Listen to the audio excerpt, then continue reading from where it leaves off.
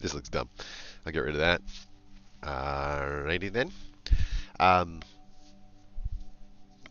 so I was a little hesitant to draft the new set.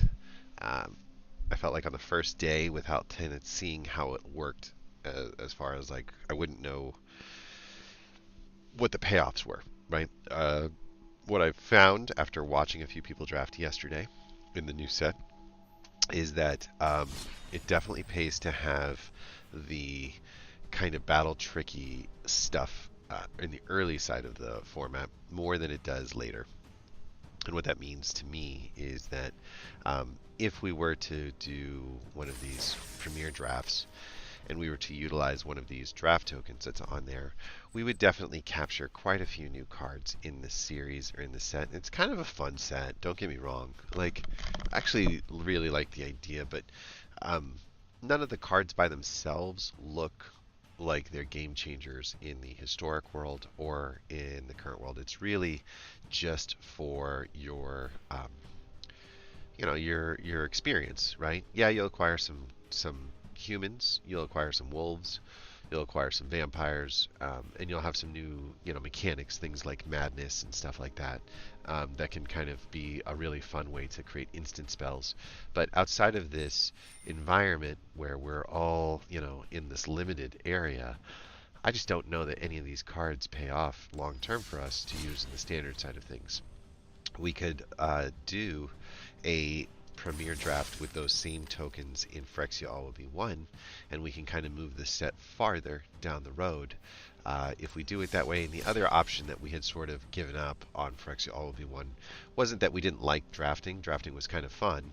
Um, we've gotten to the point where I think we're good at it. Um, there are some rare cards that we need to get along the way, and I do think that if we do that in this quick draft format, we probably have a chance to do that even better. Um, Here's what I'm thinking. This is 5,000 gems, or 5,000 gold, right? We're at 4,250, and today we easily can get 600, 700, 800 gold. Like, we can, in just two more wins with a couple of white and green spells, we can get there. If we get there, then we can draft a quick draft in Phyrexia All Will Be One, which I think is what I'd like to do right now. I think that the worst case scenario is we draft a deck that doesn't give us a single card that we're looking for, but it's a deck that we're comfortable playing, and we're going to end up getting, converting these 5,000 gold into, some gems, right? 2, 3, 4, 6, 700 gems, whatever the case is. And by just getting those gems, it kind of lowers the bar for what we would want to get from our other tokens that are up here. We definitely still have those three tokens, and we're kind of hoarding them until we feel a little bit more comfortable with how this Premier Draft works in Shadows Remastered. Yeah, I know everybody else is also getting up there, but as it stands right now, if we go in there today, we're playing against the degenerates that do this Monday through Friday like us, and not necessarily against, like the Saturday and Sunday people. Going into the Premier Draft on a Friday or a Saturday would give us an opportunity to play against maybe a weaker crew, draft against a weaker crew, and have a much better understanding of what we're trying to draft.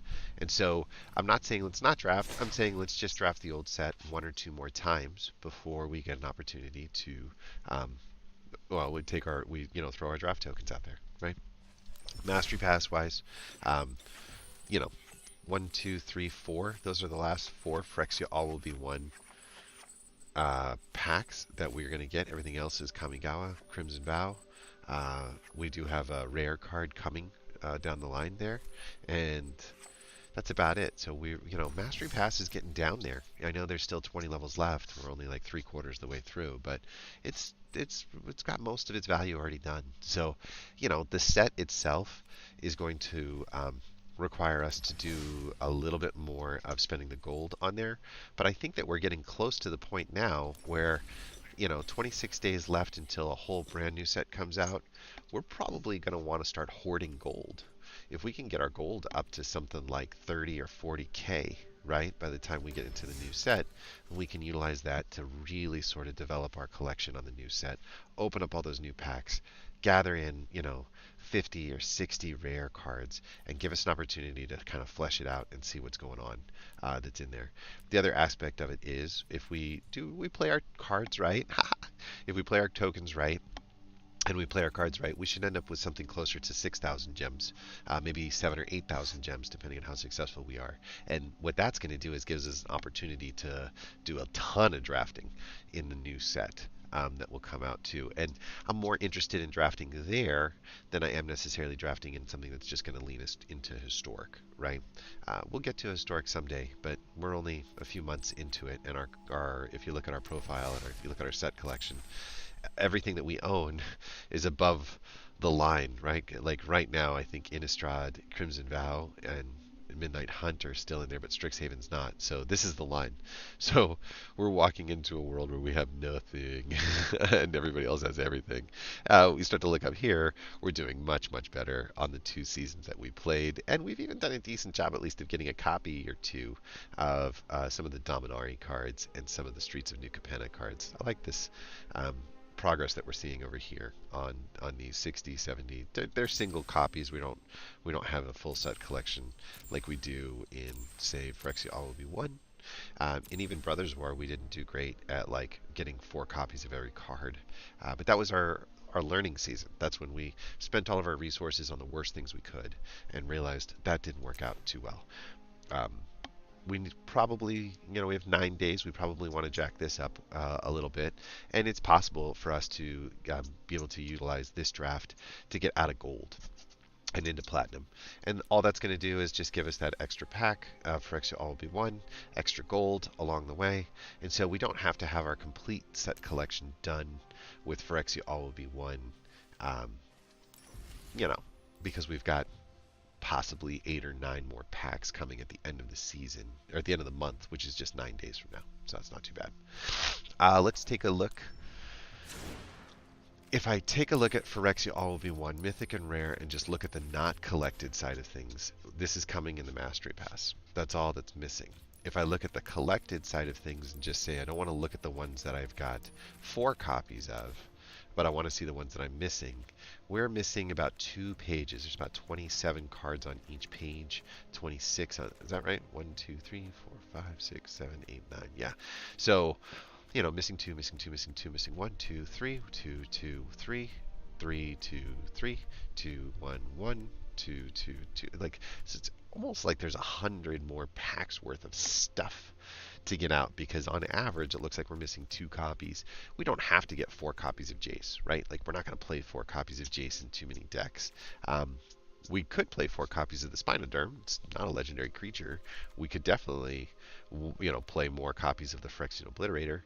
So not all the cards really need to get to their max that's on there. Good example is Mondrak. But overall, I would love to have more copies of Blue Sun's Twilight. I'd love to have more copies of the Mind Splice Apparatus. I do think that the Archfiend of the Dross is a really fun card, and that kind of enables a lot of the shenanigans with Fight Club and stuff like that to work. I like this, but I just putting 1 copy of it in a deck, if nothing else, doesn't get us anywhere.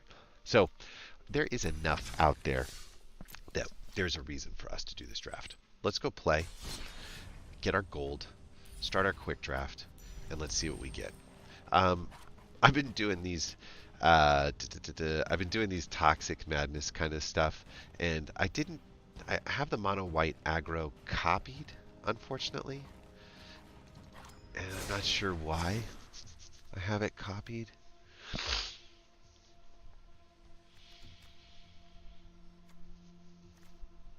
It's very creature based, but it opens up the 1-drop slot and it takes out a lot of the 4-drops. These are going to be 3s most of the time. It does also lose most of the removal, right? Like, you just have these as far as removal and these as far as removal. I guess this is a bit of a removal spell in and of its own as well. So creature based removal and, focusing on keeping Talia or a copy of Talia on the board is an important part of this struggle. Guardian of New Benalia isn't bad. I don't know if it's the kind of board pump we would want.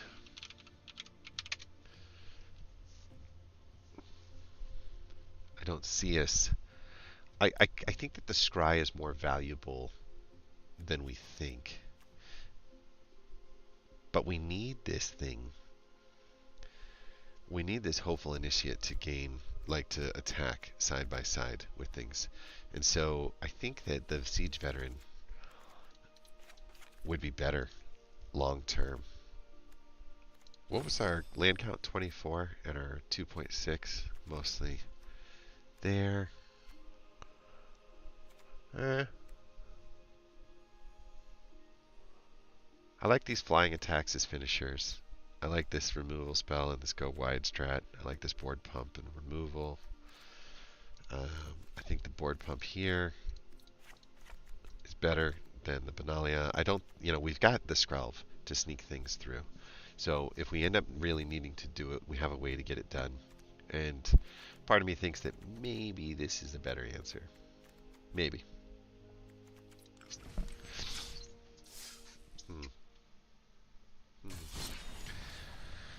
We're going to do Toxic Madness, though. Toxic Madness is just kind of fun.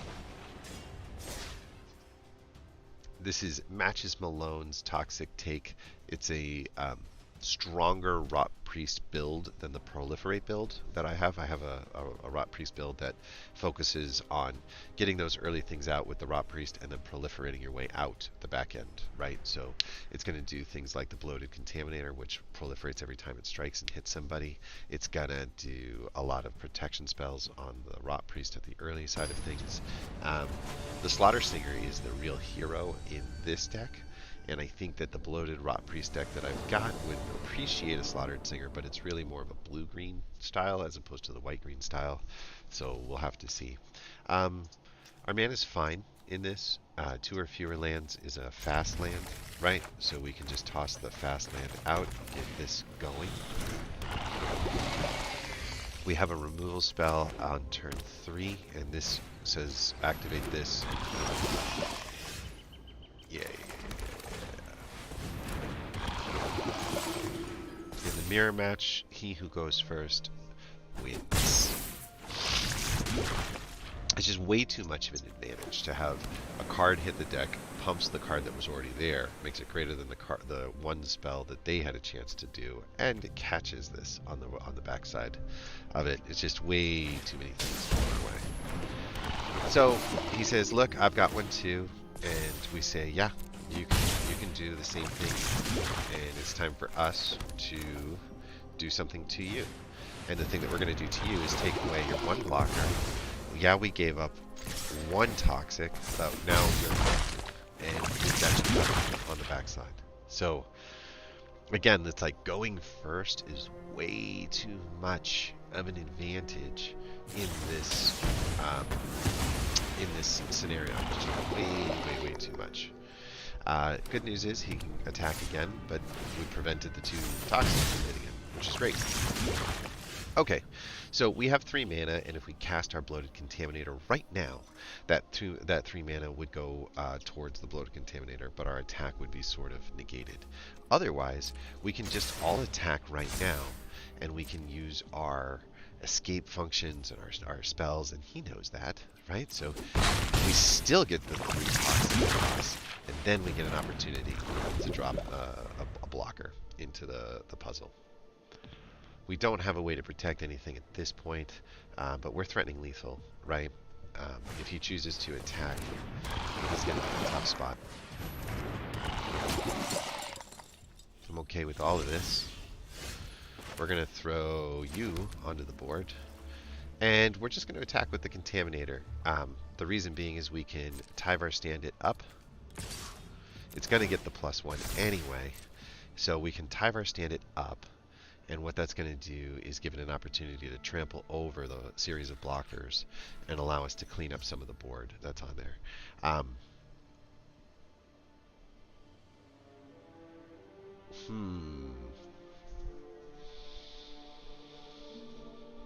He didn't block it.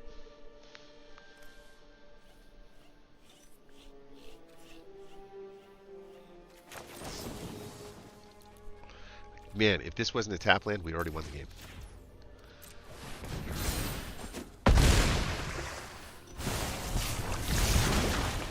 Yep.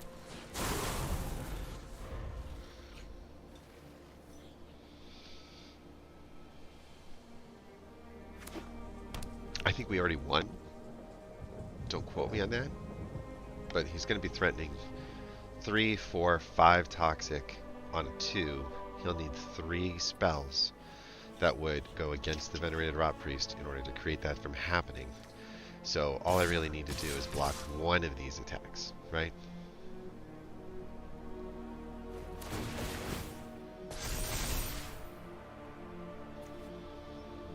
And I think the answer is just chump the 2.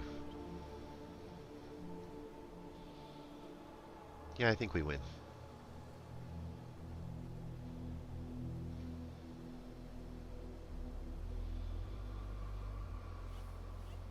If we chump the 2 toxic that comes across, he only gets 2 across the finish line.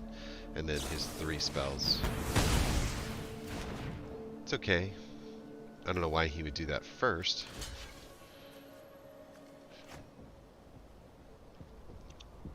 One, 2, 3, 4. And then he's got these 2. And he's only got 1 mana left.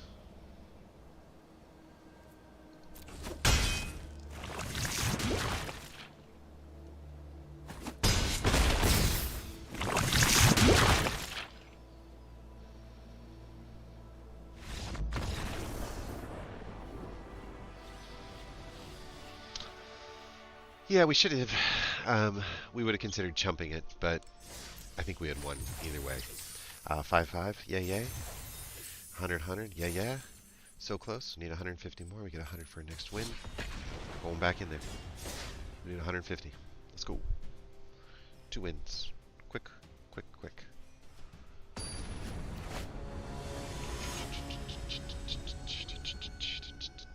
This is a good warm-up, by the way, for Phyrexia all-in-one draft in general. 2 or fewer, 2 or more. I'm willing to do this, even though the land sucks, just because I've got the turn 1 Rot Priest with the turn 2. Like, if he doesn't have the turn 1 removal, but with a name like I'm Sorry and this, I don't know, he might.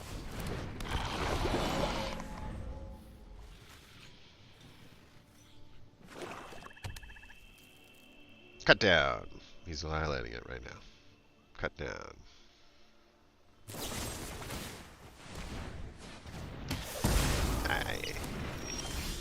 It's hard to imagine a world where that doesn't happen. That drives me crazy. You got another one? In your 5, like in your whatever? Did you do it again? Okay, that I'm okay with. That I'm okay with. He'll probably take out the hive. Yeah, okay, okay. And we will drop a...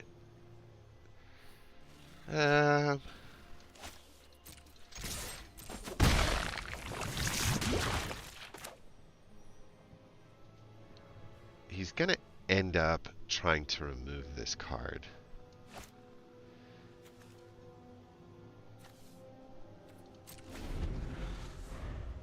The Duelist would come out, the removal spell would hit the Venerated Rot Priest, he would become corrupted, and then we would have the Duelist on the board, which is difficult to deal with, but he would have the kind of mana necessary on the following turn to drop a body on to block it. So I would get a total of 3 more Toxic across the line if I would have thrown the Jawbone Duelist out. 1 for when he attacks my creature, and then 2 for when the Jawbone Duelist comes out of Summoning Sickness, and he had already spent his mana, right? If I do it this way, and he mana sinks into the Evolved Sleeper, right? This is all fine by me. Okay. We'll take a look at your attackers.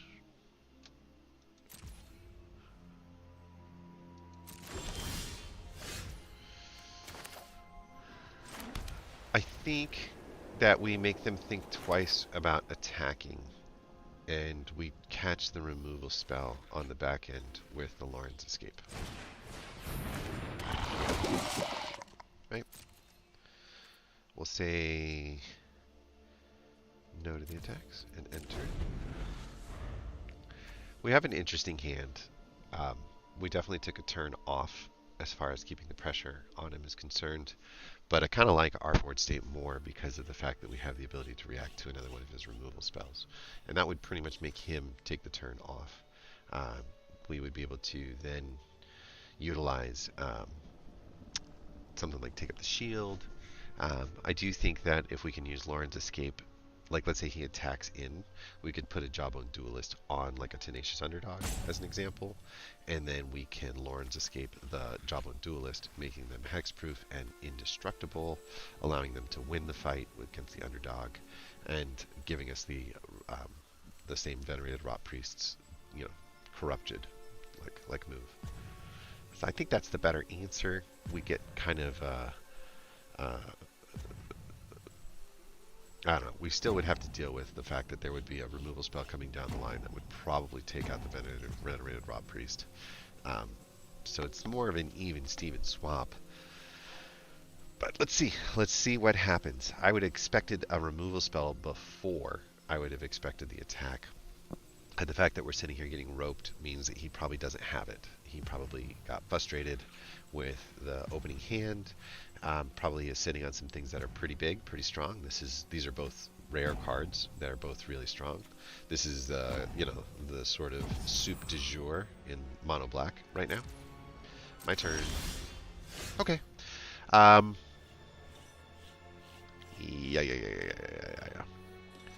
We Fateful Absent the underdog. We double attack the sleeper.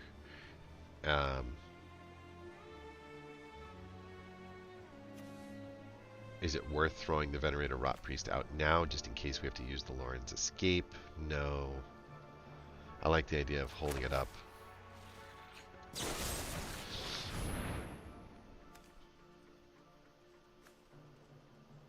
He's still there.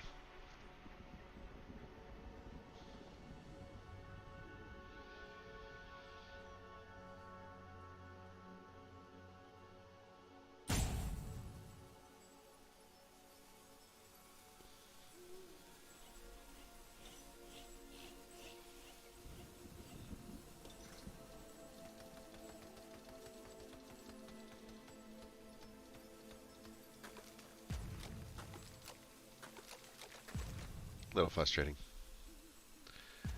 You're not sorry.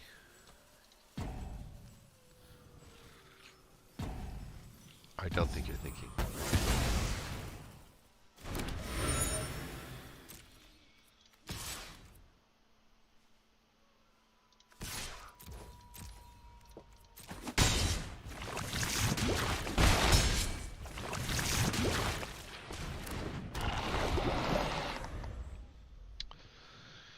He just took 2 turns off. He's just roping us. Okay. The most riveting stream you've ever seen. Right here. Right now. No, truthfully, I think that this just, to me, is a frustrated man who saw 2 rare cards come out. Didn't like that his 2 rare cards weren't answers to those 2 rare cards. And, yeah. Decided to eat up our time. Probably eating up like 6 or 7 minutes of our time. You're not sorry, Mr. Duress, Mr. Cutdown, Mr. Tenacious Underdog Evolved Sleeper. I've got the meta black. You got the meta rope. Is what you got. You get to eat that rope. According to my might. What does my might say? Eaten giant hot dogs. Okay, we're close. We're almost into the draft mode. We need 50 more gold. What happens if we get a win here? We get a card, not the gold. Come on, give me some of that gold. I want some of that gold. We need wins. It's the only way to get there. I don't have another way of doing it.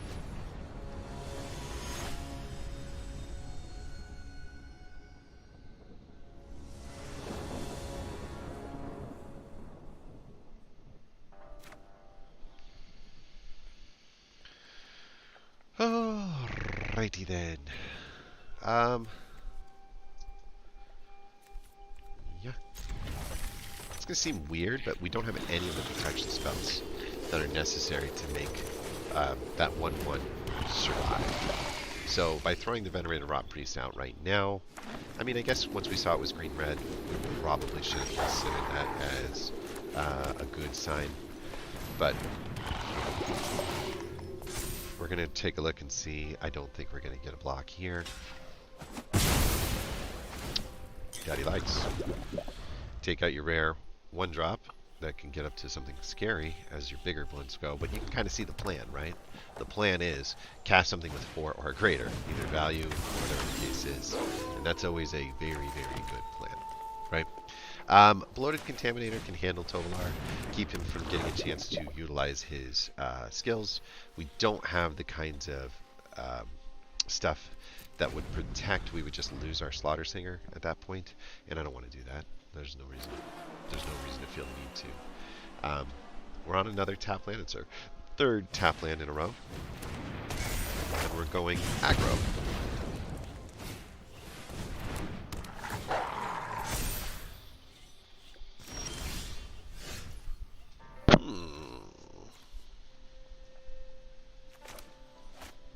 Scrub's Hive's an enchantment that's not considered Phyrexian. We need a white mana. I didn't realize that. Okay, something tells me that the fight spells are coming, right? And if the fight spells are coming, then the Rot Priests are going to make that a much more punishing reality for them. So we can just go wide, and we can just attack with these 2 guys and do one of 2 things. Lose our might, which is no big deal, and get our Bloated Contaminator in and get 2 on there with 5 damage, which is really good. Or we could lose our Contaminator to a dual attack and take out both their Tovolar and their stuff, which we like our board state post-fight better, if that's the case. So that's the most likely thing that was going to happen. But we'll take it because he's up to 2. We've got the ability to chump block with the Crawling Chorus on the Tovolar. I don't think I would trade on my Slaughter Singer just yet. He knows too. He's looking at that as his removal spell. Should he do that, he's in deep trouble. Smarter. I'll give it to him. Smarter. Makes me think twice about the chump. Not going to get rid of a Rot Priest, but we can certainly minimize what our damage would be here. We're all good.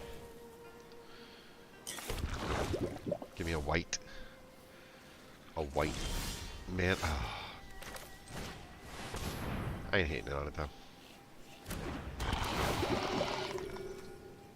Take that out.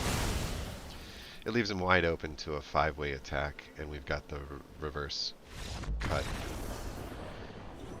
He's done. He was dead. I know it didn't seem like he was dead, but he was dead. Hey, a Mirror Convert. I actually needed one of those, if I'm not mistaken. Cool. Center play. Racking up the wins. Just need 50 more gold, and I think this is the one that gets us there. We have a Rot Priest. We have a Wandering Emperor, and we have 3 mana. Let's take a look and see. Does our mana match the curtains?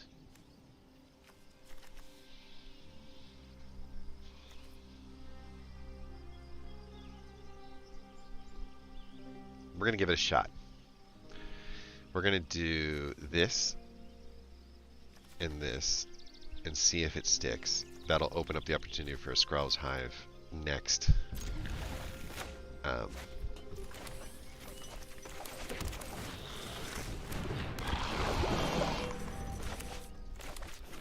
Then we need some green mana if we ever want to cast our Slaughter Singer. Delver! Super fun. Let's go. You're not. You want to convert that. You know you do. No reveal, no convert. Blue control, right? I think that's what we're looking at here.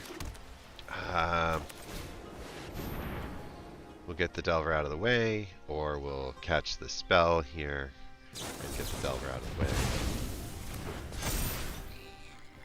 Ew.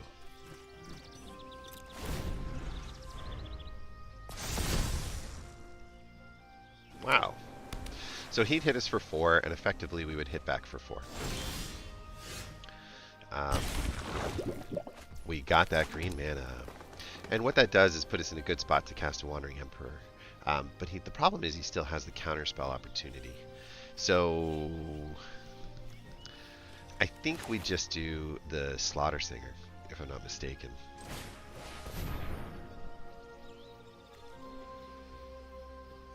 Just boost the board.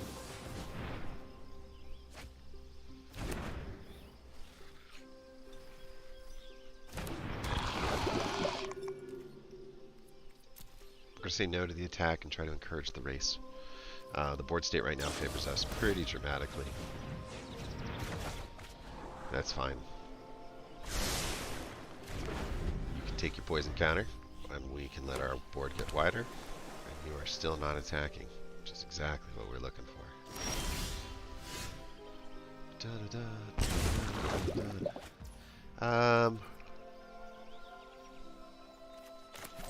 This does more. And if it gets countered, it's less painful.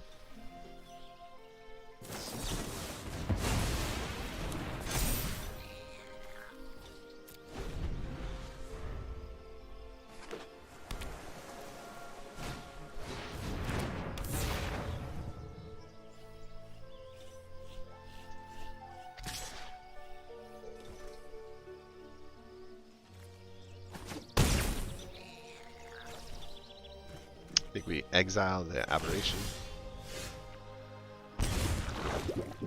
Right? The board state doesn't need to be anything greater than this. Please don't have the counter. Oh, dude. I guess we tried to survive the... I mean...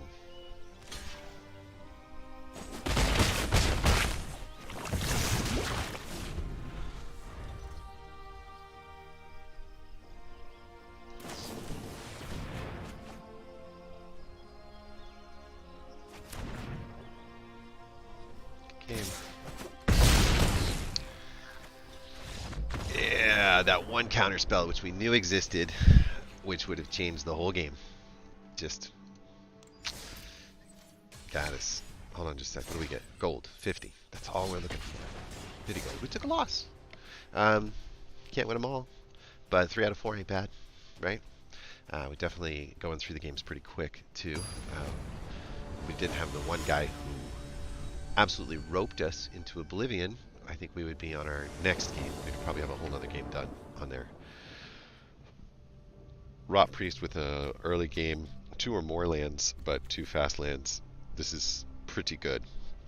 We throw the Crawling Chorus out first in an attempt to see how much removal Catnip Dave is going to throw. And just like that, I changed my mind completely, because green is going to focus less on the kinds of removal. Like, we don't have to worry about cut down right now. We also don't have to worry about lay down arms. We don't have to worry about a lot of things that happen in there. So what we can do is throw this. We can attack here, and we can leave our Tyvar stand up as a way to protect until next round. So should he use something that's pure green that would remove? I don't know of a lot of removal spells in green. Oh, we're going to do nothing. Oh, jeez. Oh, jeez.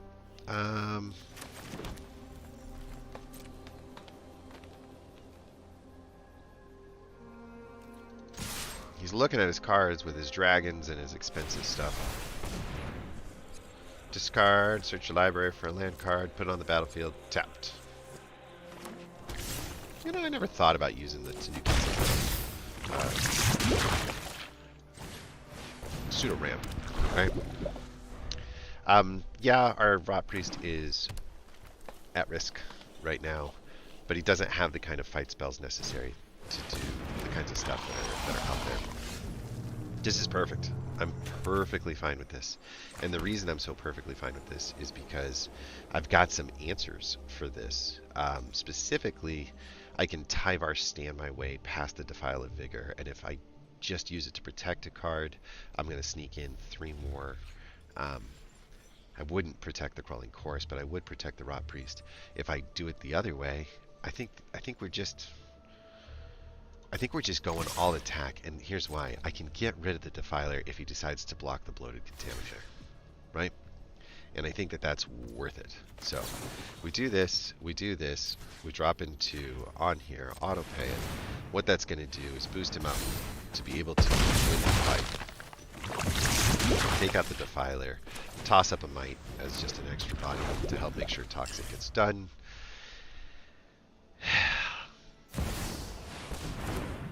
Kyora, the boundless skies. Okay, and that I think is game.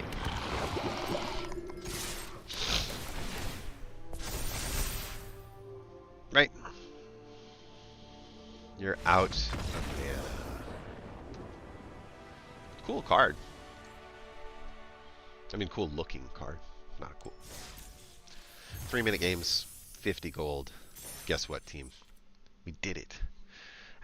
Timing wise, we still have about 30 minutes, which is perfect. Let's draft. Okay? And appreciate anybody. Well, there's nobody there, but appreciate anybody who's watching as a way to get an opportunity to see a quick draft with a relatively novice player. I mean, this is my 2nd season. I've definitely done a few drafts at this point. I've done a lot of Phyrexia All-Will-Be-One drafts in the quick draft format, mostly for set collection, right? And I've gotten a trophy 3 times in this out of maybe 7 attempts, which is really good in my opinion. I mean, it's certainly been good for my gem count. So this is what we're going to do with our 5,000 gold. The other option would be to open 5 packs and try to flesh out our selection that way. And it would probably be better, but it wouldn't be as much fun. I would rather have more fun, have more drafting, have more gems, have more drafting. Like, I would rather be in that cycle than have more collection and be stuck in standard playing against mono black, evoke despair, mono black, evoke despair.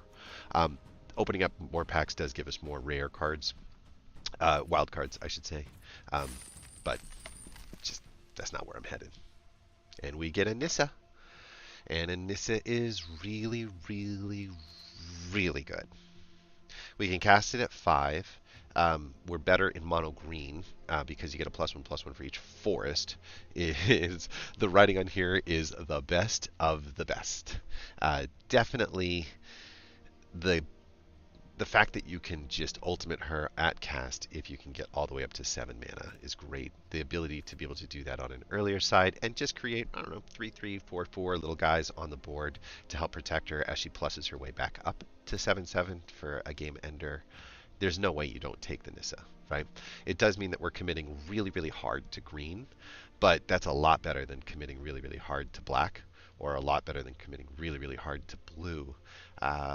Looking at this pack just as overall, there's not much blue, and these red cards are not pick one, pack one kind of red cards, but neither are these green cards either. Ideally, the Skitterfang is the most valuable card outside of the Nissa, and so, you know, this is a good card, and this is a good card, especially if you're doing a blue-white artifact deck. These are both essential cards to make that blue-white artifact deck work. I do think that that's the way I would be leaning if we got something like a land or, you know, something that was just kind of a do-nothing. But we need another Nissa, and it's right here for us to take. I already don't regret my decision to spend the 5,000 gold and go this way. All right.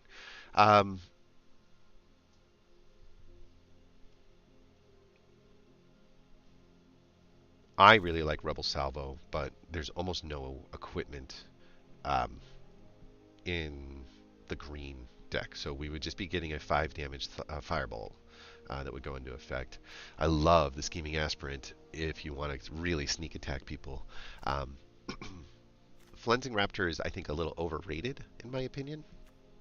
You're doing 2 damage, either with the Toxic being 1, which is equivalent of 2 damage. You're sending something else up with a +1/+1 on it. The +1/+1 doesn't help the Toxic fight, and you're not really a great toxic deliverer as just a 2/2 that can't really do anything else. The Batter Fist is a lot more versatile, and the Blazing Crescendo is a really, really good card. A much better card than I ever gave it credit for in the first half of the season. There is nothing here in green that is exceptional, although a removal spell while we're ramping to Nissa is not bad. Not my favorite pick, too, but we're so married to our pack one pick one. Like, very rarely do I say, like, we have to play that card, but we have to play that card. So if we're married to it, we might as well use the removal spell in the color that we're married to and keep going. Right? We got a Skitterfang. Ooh. I know there's a green card here. This is better. Um, and not only is it better, it's like better in every single way. It can help us it can help us stabilize with lifelink if we want to have a larger creature, attack and get lifelink. Don't forget we're going to be green. We're going to be creating these, loyalty counters in solid green. It lets us stay in solid green, and there is nothing else in this pack. Fun deck. One of my trophies was with nothing but rats. I got 2 Rat Kings and 5 Blightbelly rats. So I had like half my deck was rats, and it was really fun. But the Skitterfang is just too good to not take here. This is good in the controlling blue, black, Dimir. It's a great way to get that first poison counter on there. It's a great way to empower some of your proliferate effects on some of your other blue spell cards. Don't really know how to use this card. I know there are a lot of 1-drops in this set, and that this minor misstep is a great way for you to counterbalance a lot of those 1-drops, but not for us, and it's way too early to be looking at Churning Reservoirs. Churning Reservoirs are good enabler cards that you pick up at the end, not something that you pick up in the beginning. If you had an Urbask Forge that came your way, a Churning Reservoir as a pick 6 or 7 is a perfectly reasonable kind of piece.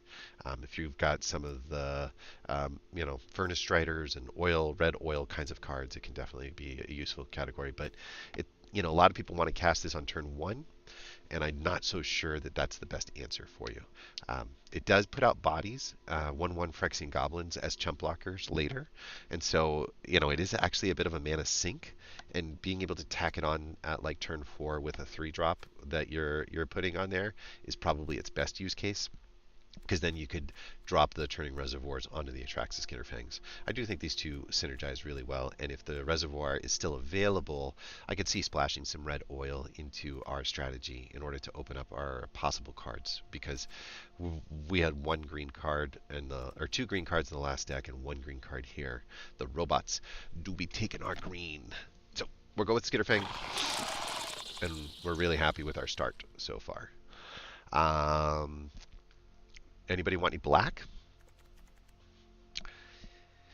Edifice can be good. It's not as good as people think, in my opinion, but it can be good. Anoint with Affliction is a great removal spell. It's not the best removal spell because it doesn't do anything else besides that, and you really need Toxic to make it useful in the second half of any game. Duress is better than anybody gives it credit for. The Pestilent Cipher is really good if you're playing the Toxic creatures. All of this black strategy is telling us that, like, you should go to black. Black and white are open.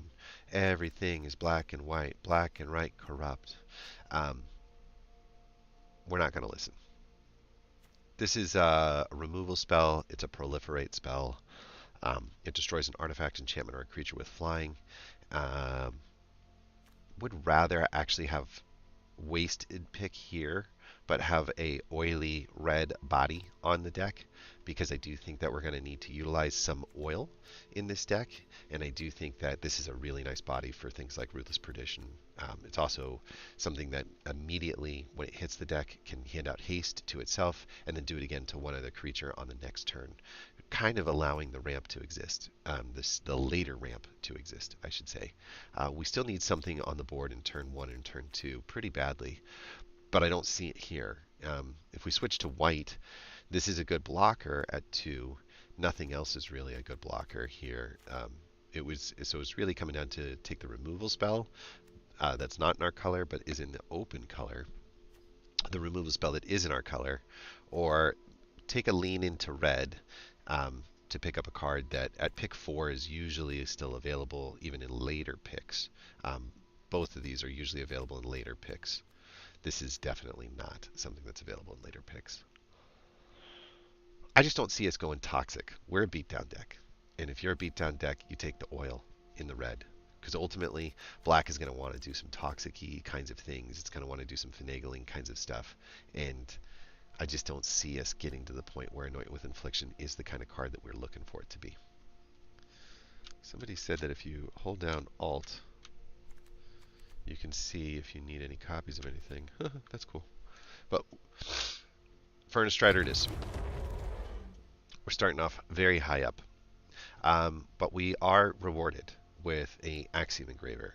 This is perfect for what we're trying to do. We're trying to ramp. We're trying to get to the point where we can cast our bomb. And nothing helps us find our bomb. Nothing helps us hold down the fort in the early stages of the game better than an Axiom Engraver. I am a big, big, big fan of this card in this kind of deck. Yeah, it's not going to deal a lot of damage, but it is going to be a difference maker in the beginning of the game. Scamp is a good body to hit on turn 1 and lower the curve down. Predation Steward's another 2-drop with oil on it, which is both good. It's going to hand off a +2/+2 to maybe something that we would send flying or something that we could use Ruthless Perdition on. So those are cool. But the Sawblade Scamp being a hasty 1/1, allowing you to chump block, allowing you to take a fight spell and turn it into an extra +1 of damage to the opponent's face for a ping. Really pretty good. Cacklers are always available late in the game. Scamps are not. Scamps kind of go quick. If you were really trying to control the board and you didn't care about the colors and you're like, I'm just going to splash Nissa, then you would start to look at something like Planar Disruption as being an excellent removal spell, and looking at something like White-Red with a splash of green. I think that's way too complicated, in my opinion. I think I would much rather just take Scamp here. Predation Stewards are easy to find. Scamps are not.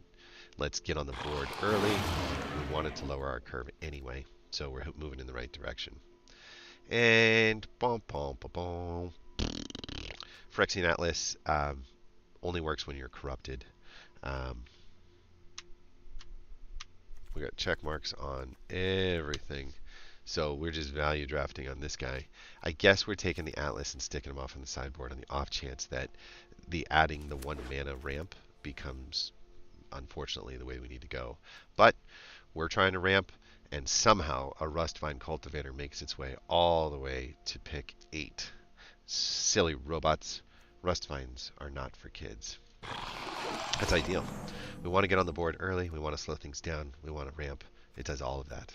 That's excellent. Nothing in our color here. We said black and white was probably going to be the most open color, and it looks like that was the case. Can't really shut down anything from what I can tell.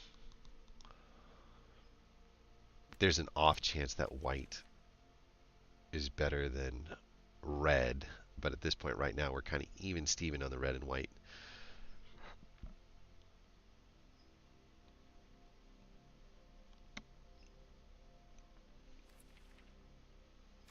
I'm surprised that white's as open as it is. Those are pretty bad white cards, though.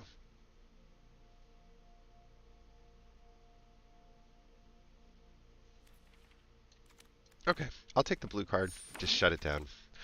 It's more likely that we'll have a chance to go into blue as a pivot if we absolutely had to than it would be to go into white. A flying double striker when you're corrupted is great. We're so far away from this card that there's no chance that that's going to work. Titanic Growth as a fight spell, trick of the trade is really, really good. And we'll hold on to the Prism here as a late pick. Whoa. There it is. Whew, scared me.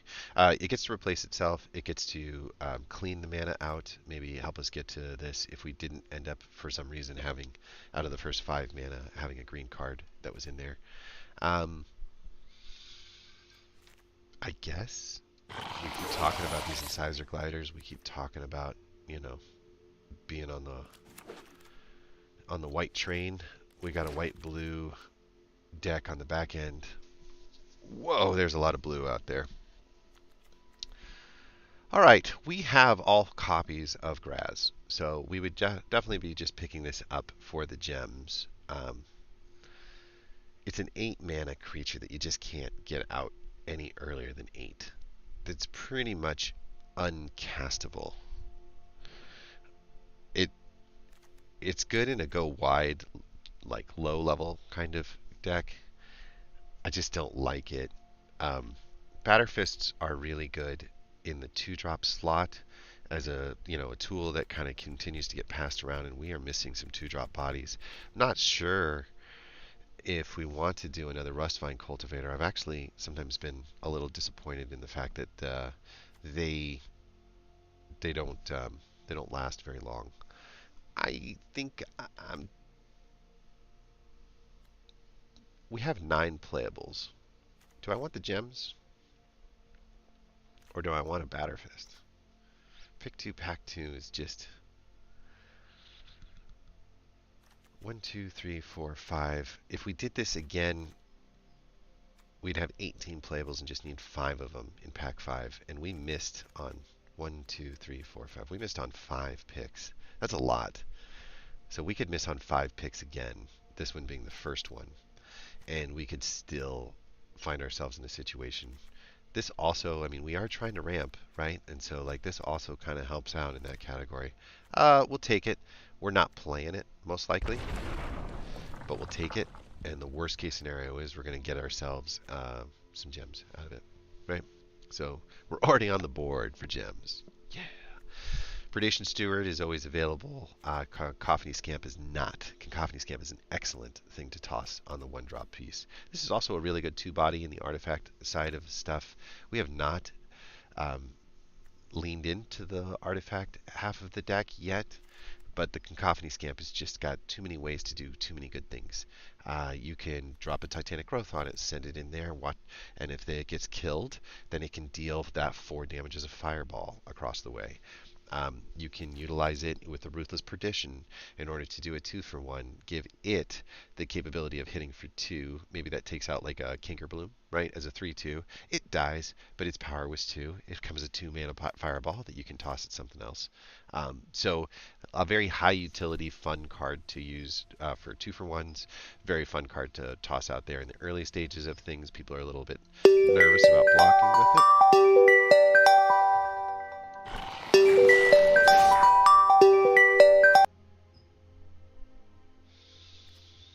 So we took the Cacophony Scamp. Woohoo! Wasn't paying attention. How low do you want to go? Oh, so many good things in this pack. I never met a sack I didn't love. And boy, does a sack work really well with Anissa. An Evolving Adaptive is probably a better card, but we did so good with the 1-drop slots already. I don't think that we're desperate to put something in the 1-drop position, and we don't really have the kinds of cards necessary to continue to bring it up. But dang, does a sack turn into something pretty cool. It's a mana sink later in the game, but we're not going to need to spend cards, right? So if we can toss it out there on turn 3 or turn 4, right, in addition to one of these cards that gets sent, and then we can start pumping out 3/3 bodies, maybe in a stalled board state, the Nissa is just going to turn those bodies into something killer. Chimney Rabble does something similar because it is a 3/3 body with haste that hits the deck, and then it also creates another 1/1 body that Nissa would add whatever plus 7/7 or whatever the let's say 3/3 or 4/4s to even. Who cares? I kind of think that we're taking sack here. So much green and red in this deck, though. Affinity for Equipment would be cool, but really, these are kind of filler. I'm looking at you, and you, and saying I'll take any of you on the wheel. The likely to wheel, unlikely to wheel. So really, the decision right now is these two. And for me, based on the nature of the game straight that I'm trying to create, I'm trying to create some board presence and some slowdown, and I'm trying to get some lifelink, most likely coming out of this guy. So getting a sack on the board with the ability to make the 3/3/3s, that's good stuff.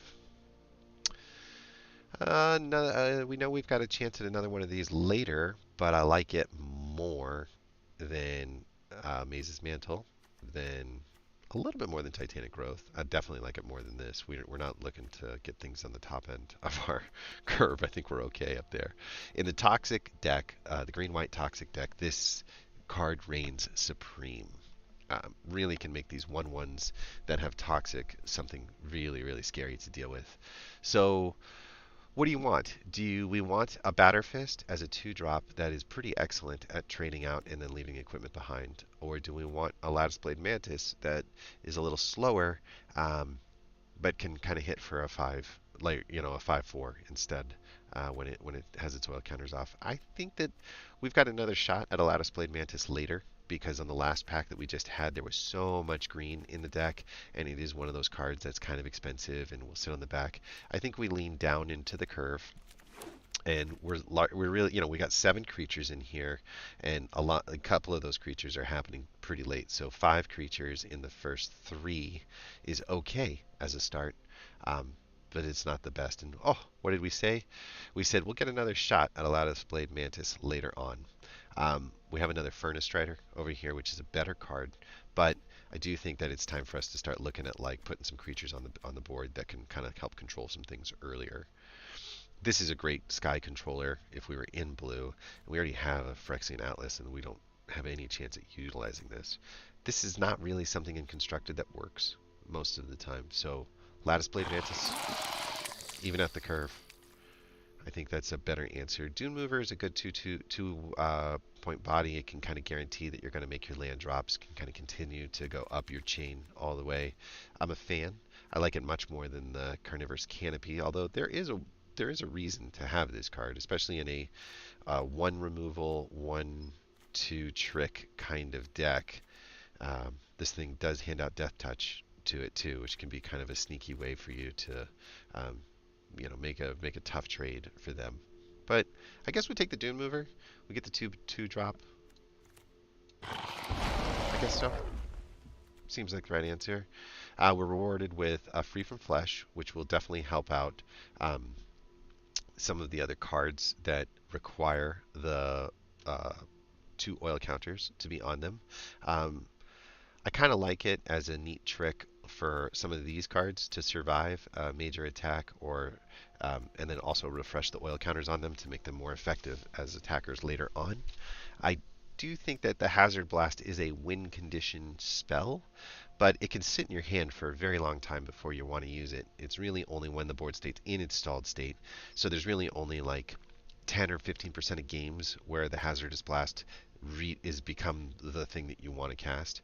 You can cast it earlier, and you can kind of get a turn towards it, but if it's not lethal, you're leaving yourself wide open, and you're starting a ramp, or you're starting a race at that point.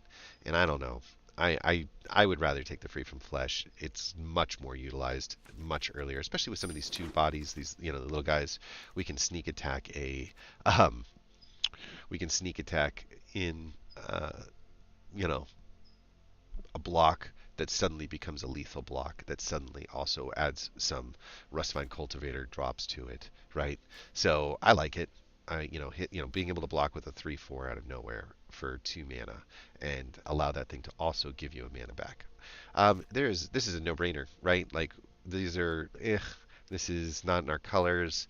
These are okay if you're trying to control. I hate this card, unfortunately, but man alive, do I like these cards. So getting our second Skitterfang starts to feel like cheating.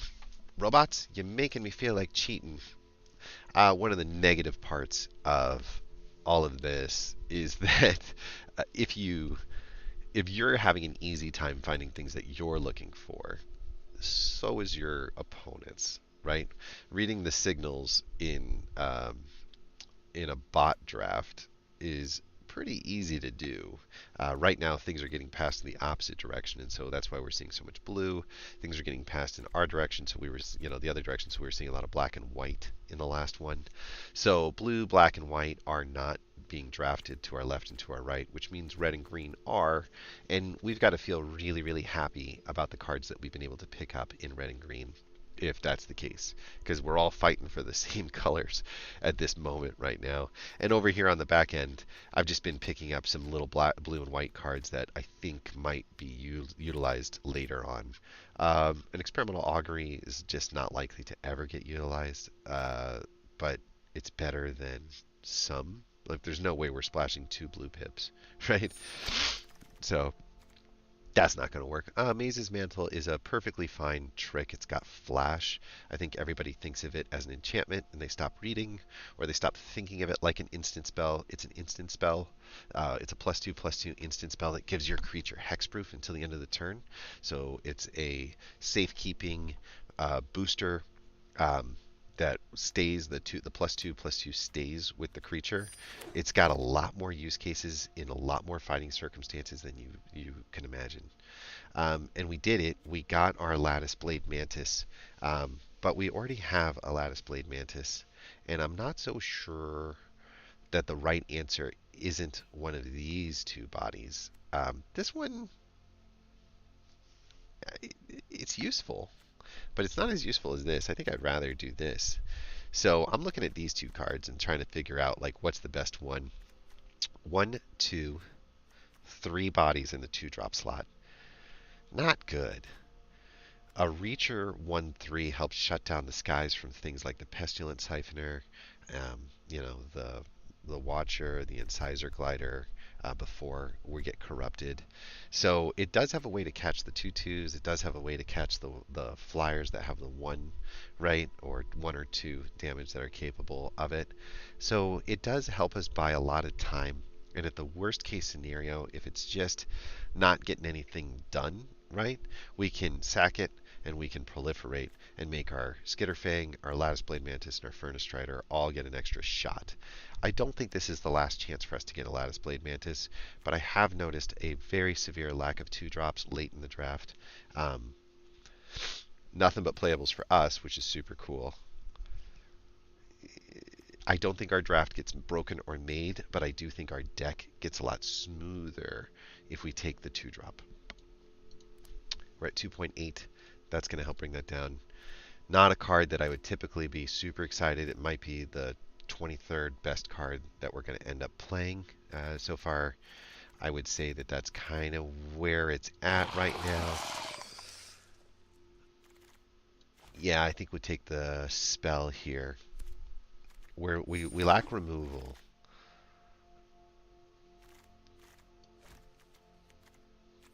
Yeah, yeah, yeah, yeah, yeah.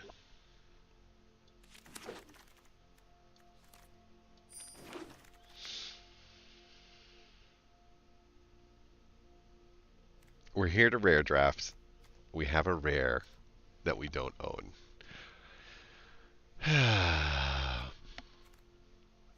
What would be passing up? Another Death Touch, slow down the game, do nothing in the middle. A Sawblade Scamp. A Nahiri's Sacrifice, which is kind of like a fight spell, essentially, where maybe you could sacrifice something big to get rid of a lot of things that are not so big. Very good card, especially if you're planning on corrupting people. And Prophetic Prism, we already have a copy of anyway. It's really just a mana cleaner, and it replaces itself. Not super excited about it. I don't know. I like it. I don't like it, but I might take it.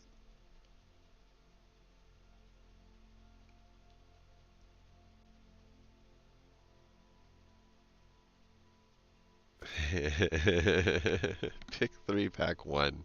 I think that we wheel the mirror in safe house. I think it comes back, right?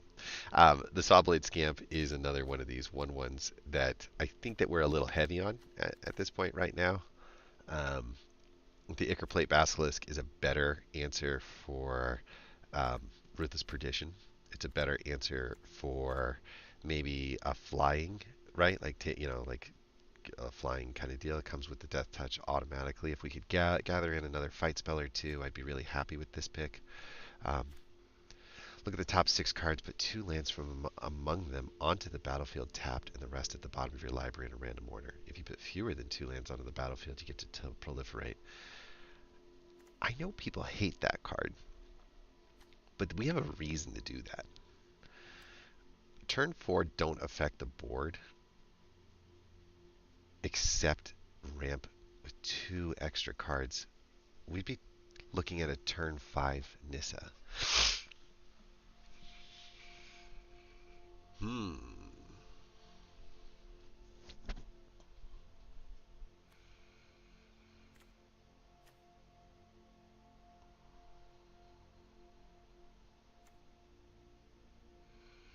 If we cast this on time,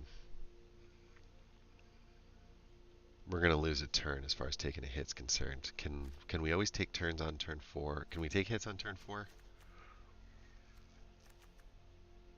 Not really.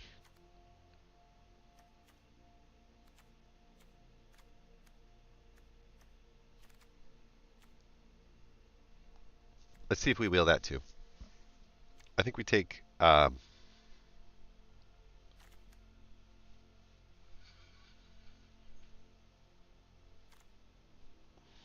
Hmm.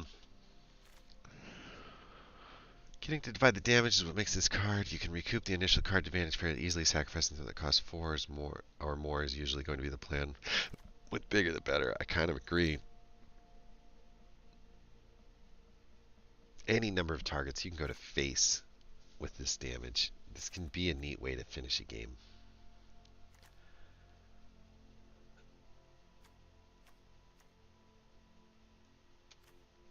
Okay, I think this is the answer. I'm trying to imagine like an endgame state where we're not just trying to get our creatures across, but we're just trying to finish the game. And if that's the case, and we have a 4/5 that or a 5/4 that we can sack into a 5 damage straight across, we can kind of bypass the ability or the necessary need to get over the top. So it's a 2 mana that will definitely destroy our board state on our side, but if it helps finish the game, there's nothing wrong with that. I can even imagine an end game state where I cast a Titanic Growth onto a Lattice Blade Mantis, and then I sack the Lattice Blade Mantis for an 8 bomb, allowing those 8 damage either going straight to face or going to clean the board state up, assuming that there's a majorly long stalled board state. This has got some more utility to it than I've ever utilized, so I probably want to practice with it once or twice, but I'm going to take it. All right. And okay, let's go. Let's go with the sacrifice. Not the way I was originally leaning, but the right way to lean. Okay, 1/3 or 3/1, right? Those are your two choices. Chimney Rabble is really good as a strength for later in the game. Scrap Gorger is really good for our ramp strat. Probably taking the Scrap Gorger now that I'm looking at it. Mirror Convert can be really solid too, but you're going to lose life if you want to add that mana into the puzzle. I think it's more of a better splash enabler than it is a ramp enabler. This is a much better ramp enabler, really good at causing a lot of slowdown in the game. I've cast these things again and again and again, and I think that it might be a really good way if you're in a race to sort of regather some things in, but I don't love it. There's just so many things in the 2-drop slot here for us to do, and we're getting there. 1, 2, 3, 4. This would be 5. I'm starting to think that we want to be somewhere a little higher than that, but not much higher than that. And we're rewarded with a Chimney Rebel over here on the back end. We definitely still have the Lattice Blade Mantis. We might be able to wheel that all the way to the very end. I don't think we will the Chimney Rebel. We talked a little bit about these cards already. All 3 are excellent. This is excellent. It doesn't surprise me. We're going this way, right? The arrows are pointing to the left, and here comes the white and black, right? Which means that somebody else is taking out the red and green. Or maybe just the blue specifically. I mean, 1, 2, 3, 4 cards missing, and I don't think many of them were black, and I don't think many of them are green. So there could have just been an incredibly good pack. Definitely one of the strongest in limited, like one of the strongest cards to toss. Really fun splash out of nowhere, like haha, removed your guy. But what I found is that it's just kind of a way for you to take a turn off and slow down their attack and them to take a turn off. And so it's just a way for you to get one more mana because they're just going to use a removal spell on this for sure. Gets them back a creature, right? So it's not always going to be the kind of offense that you're looking for. On the flip side, I'm really starting to like what our board state looks like once we get past the, the initial rush, right? We've got a lot of defensive cards that are built in here, right, to the beginning rush, and then we've got a lot of offensive cards in the second half of the match. So we just do not want to get burned out. And the Chimney Rabble is a great way to essentially cast this card and get two bodies on it as if it was this card over here. Certainly value drafting at this point. I don't have the kinds of Kembras that I want to build the kind of decks that I want in the equipment area, which is something I want to do. Carnivorous Canopy is not something that's exciting. Vraska's Fall is really pretty solid as far as controlling. And again, we're seeing black, we're seeing white with value built behind them. Cackler is available to us, and it does fit in our deck really good. But we're going for the value draft, and we ain't looking back. That essentially gives us two copies of mythics or rares that we wanted to get, right? That puts us in a pretty good spot. We've got another good decision to make here. A 2-drop with first strike is really pretty solid because you can hand off that first strike to something like the... I never did pick up the Death Toucher, did I? Well, we could put something like Death Touch on to something else that is not that exciting and give it first strike if this dies. So I'm a fan. It's a 2/2 for 2 with first strike and trample. You can give first strike and trample to something big and scary later on in the game.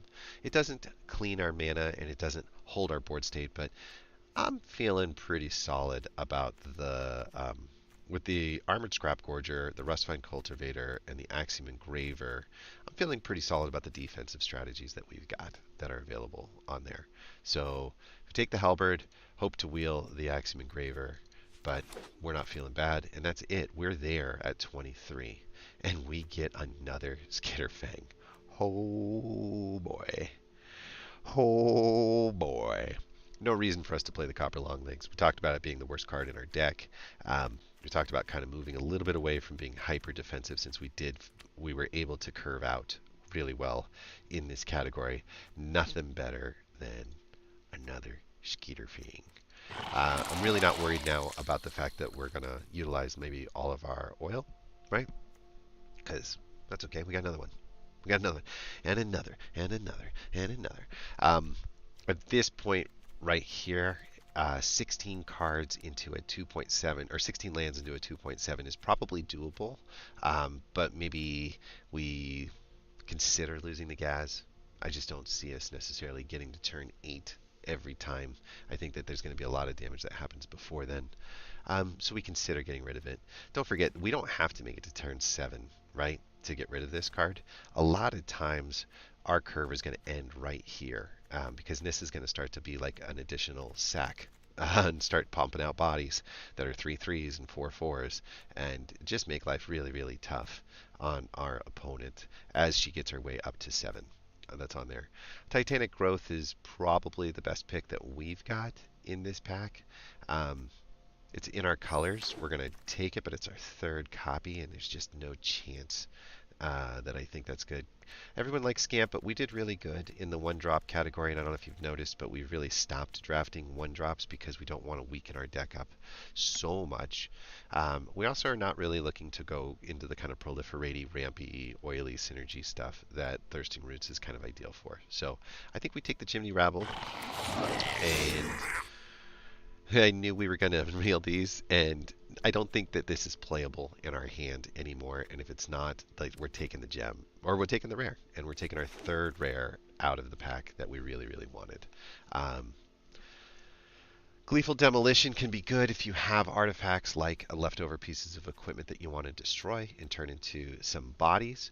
I kind of like this synergy with Nissa and with Graz, both getting suddenly board pumped and boosts out the door.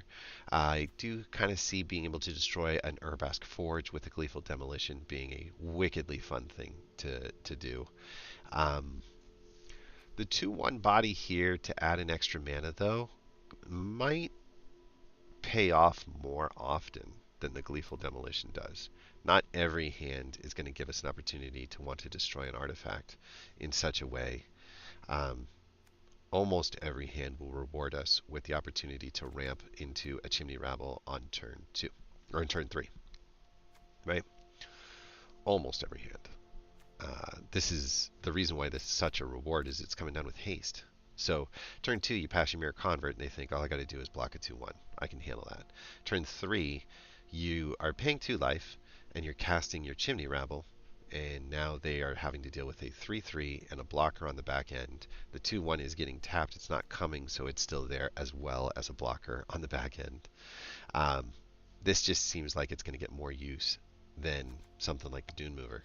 And so I think Dune Mover goes out, and I think Convert goes in to the deck.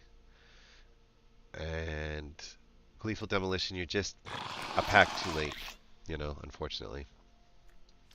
Stick a Duress on the side, stick a Skull Bomb on the side, stick an Atlas on the side, and stick a Basilica on the side. So blue-white was the undraftables, so to speak. And we need to make 2 cuts in the current deck. Blue and white were the things that we drafted the most, and colorless over here. So, there's a theory that like if we didn't like one of our colors, we could flip into another. But none of these cards were very high quality. These are okay, but they're not the kind of things that are really going to help us win a lot of games. This looks like a really solid deck, and it's hard for me to imagine cutting to lesser lands.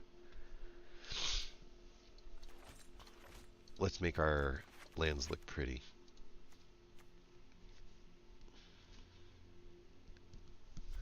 We are going to want to get to this quick. We're going to want to get to turn 5.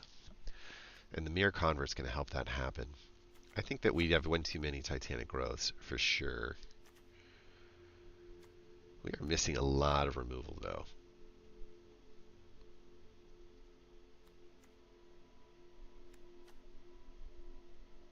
It's kind of like a removal spell.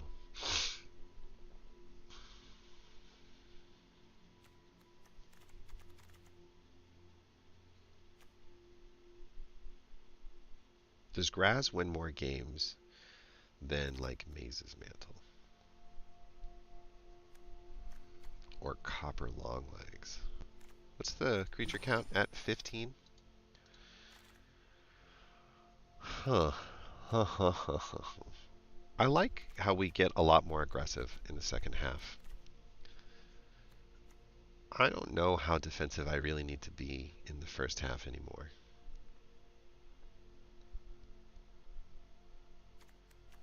I am open to the skies, though.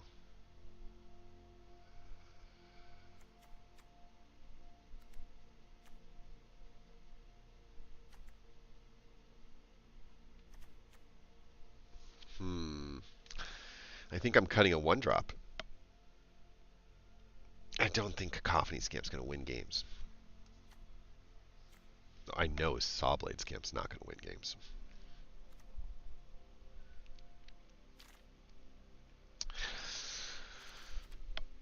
This is just annoying, and this is unstoppable. 2.8, 14 creatures, 1, 2, 3, 4, 5, 6, 7, 8. That's kind of the sweet spot. And then 3, 4, 5, which also makes another 2, 6, 7. This guy just continues. And then 2 engines that affect the board on a regular basis, and 1 that just obliterates. I think we're doing 16 lands on this, if I'm not mistaken.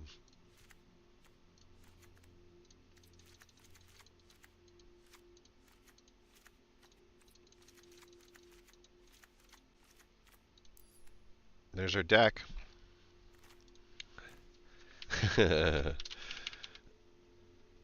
Nissa bombs. Nissa puts the bodies on the board. Graz turns them into unstoppable juggernauts on turn 7.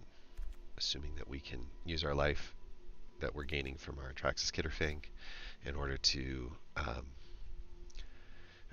make Graz into the unstoppable thing. This is a pretty solid deck. It doesn't stay like as synergistic, but each phase of the game has the right amount of good things to do, right?